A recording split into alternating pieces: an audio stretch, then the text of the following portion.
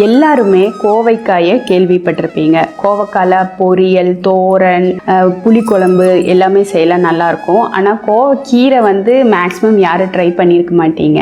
இன்னைக்கு நம்ம கோவைக்காயில் கிடைக்கிற அந்த கீரையை வச்சு ஒரு பருப்பு கடையல் எப்படி ஈஸியாக சிம்பிளாக பண்ணுறதுன்னு பார்க்கலாங்க. அதுக்கு முன்னாடி இது வரைக்கும் நம்ம சேனலை நீங்கள் சப்ஸ்கிரைப் பண்ணாமல் பார்த்துட்டு இருக்கீங்கன்னா மறக்காமல் மை ஃபர்ஸ்ட் வியூவர் சப்ஸ்கிரைப் பண்ணிக்கோங்க ஃப்ரெண்ட்ஸ். அப்போ தான் இது போல் இன்ட்ரெஸ்டிங்கான வீடியோஸ் டக்குன்னு உங்களை ரீச் பண்ணும். அதுக்கு நீங்க மறக்காம பெல் ஐகானோட ஆல்ங்கிற ஆப்ஷன் கிளிக் பண்ண மறந்துடாதீங்க. வாங்க ஃப்ரெண்ட்ஸ், இன்னைக்கு நம்ம சிம்பிளா டேஸ்டியான கோவைக்கீரை பருப்பு கடையல் எப்படி பண்றதுன்னு பார்க்கலாம் நம்மளோட ஸ்டைல்ல.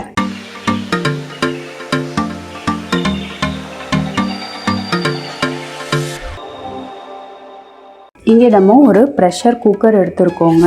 ஒரு 1/4 கப் அளவுக்கு துவரம் பருப்பு ஊற வச்சிருக்கேன். இது ரேசன் துவரம் பருப்புங்கிறதுனால நான் ஊற வச்சிருக்கேன். நார்மல் துவரம் பருப்புன்னு நம்ம கழுவி அப்படியே சேர்த்திடலாங்க. இது ஊற வைக்கும்போது கொஞ்சம் சீக்கிரமா குக் ஆகும். அதனால இப்போ இந்த பருப்பு வேகிறதுக்கு தண்ணி சேர்த்திடலாம்.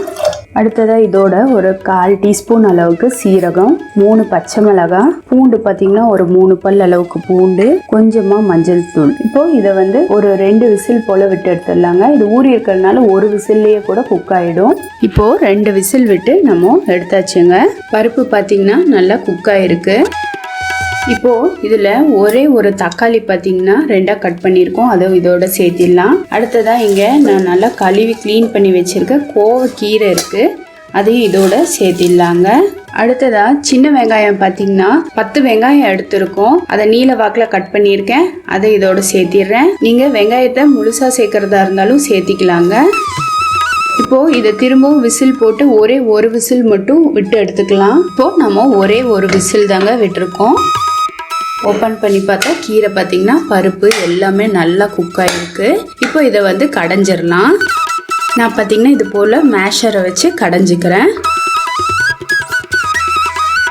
நீங்கள் மத்து வச்சு கடையிறதா இருந்தாலும் கடைஞ்சிக்கலாங்க. நம்ம இது போல் மசிச்சாச்சு.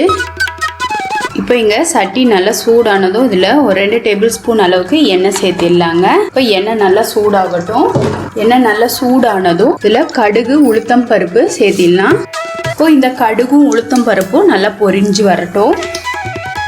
இப்போ இந்த கடுகு பார்த்தீங்கன்னா பொரிய ஆரம்பிச்சிருச்சு. இப்போ கடுகு நல்லா பொரிஞ்சு முடிஞ்சதும் பூண்டு பார்த்தீங்கன்னா ஒரு 2 பல் அளவுக்கு இடித்து வச்சுருக்கோம், அதை இந்த எண்ணெயில் சேர்த்திடலாம். அடுத்ததா சின்ன வெங்காயம் பார்த்தீங்கன்னா நீல வாக்கில் கட் பண்ணி வச்சுருக்கோம், அதை இது போல் உதுத்தா போல் சேர்த்திடலாங்க. ஒரு 5 வெங்காயம் போல் சேர்த்திருக்கேன். இப்போது இந்த பூண்டு வெங்காயம் பார்த்தீங்கன்னா கொஞ்சம் நல்லா வறுபடட்டும். கொஞ்சம் கேரமலைஸ் ஆகிற மாதிரி ஆகட்டுங்க. இதுக்கு தேங்காய் எண்ணெய் சேர்த்திங்கன்னா நல்லா ஃப்ளேவர்ஃபுல்லாக டேஸ்டியாக இருக்கும். இப்போது வெங்காயம் பார்த்தீங்கன்னா பொன்னிறம் ஆக ஆரம்பிக்குது. இந்த ஸ்டேஜில் நம்ம ஒரே ஒரு வரமிளகாவை 2ஆ கிள்ளி சேர்த்திக்கலாம். கூடவே கருவேப்பிலையும் சேர்த்திடலாங்க. சேர்த்தி நல்லா வதக்கி விட்டுறலாம். இப்போது நம்ம கடைஞ்சி வச்சுருக்க இந்த கோவைக்கீரையை சேர்த்திடலாங்க. இப்போ இதை நல்லா கலந்து விட்டுடலாங்க. நல்லா கலந்து விட்டுட்டு ஒரு கொதி மட்டும் விட்டு எடுத்துக்கலாம். அவ்வளோதாங்க, சூப்பர் டேஸ்டியான கோவைக்கீரை கடையல் ரெடி ஆயிடுச்சு நம்மளோட ஸ்டைலில். இது பார்த்தீங்கன்னா நம்ம சப்பாத்தியோட வச்சு சாப்பிட்றதுக்கு சூப்பராக இருக்கும். கூடவே சாதத்தோட வச்சு கூட சாப்பிடலாம். ரொம்பவே டேஸ்டியாக இருக்கும், ரொம்ப ஹெல்த்தியானது. பொதுவாக நம்ம கோவைக்கீரையில் பொரியல் கூட பண்ணலாங்க, அது கூட ரொம்ப சூப்பராக இருக்கும். அது இன்னொரு நாளைக்கு நம்ம பார்க்கலாம். நம்ம செய்த இந்த கோவைக்கீரை கடையல் ரெசிபி உங்களுக்கு பிடிச்சிருந்தா லைக் பண்ணுங்க, ஷேர் பண்ணுங்க.